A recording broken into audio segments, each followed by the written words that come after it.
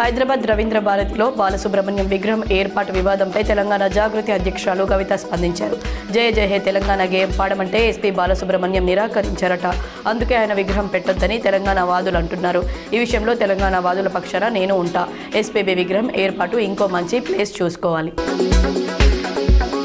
గోటూర్లో భాగంగా నేటితో మెస్సీ భారత పర్యటన ముగియనుంది. ఇవాళ ఢిల్లీ పర్యటనలో ఓ హోటల్లో మీట్ అండ్ గ్రీట్ కార్యక్రమంలో పాల్గొని పీఎం మోదీతో భేటీ అవుతారు.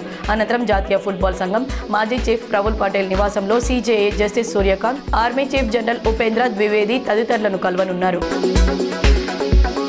త్వరలోనే రాష్ట్ర మంత్రి వర్గ ప్రక్షాళన ఉంటుందని టీపీసీసీ చీఫ్ మహేష్ కుమార్ గౌడ్ తెలిపారు.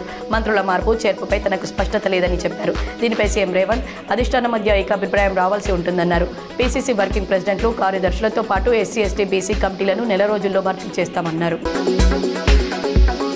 ప్రపంచ ఫుట్బాల్ దిగ్గజం లియోనెల్ మెస్సీతో ఫ్రెండ్లీ మ్యాచ్లో పాల్గొని తెలంగాణ గర్వానికి ప్రతీకలుగా నిలిచిన యువకులను సీఎం రేవంత్ రెడ్డి అభినందించారు. సాంఘిక సంక్షేమ హాస్టళ్లలో చదువుకుంటున్న పేద పిల్లలు మట్టిలో మాణిక్యాలని కొనియాడారు. అవకాశం కల్పిస్తే ఆకాశమే హద్దుగా రాణిస్తారని తనకు అపార విశ్వాసం ఉందన్నారు.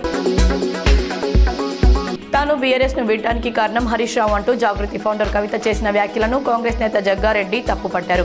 హరీష్ రావుతో తనకు ఎలాంటి శత్రుత్వం లేదని, రాజకీయ భవిష్యత్తు కోసమే పార్టీ మారినట్లు ఆయన తెలిపారు. పార్టీ మారడంపై కవిత మద్దతుదారులు తప్పుగా ప్రచారం చేస్తున్నారని దుయ్యబట్టారు.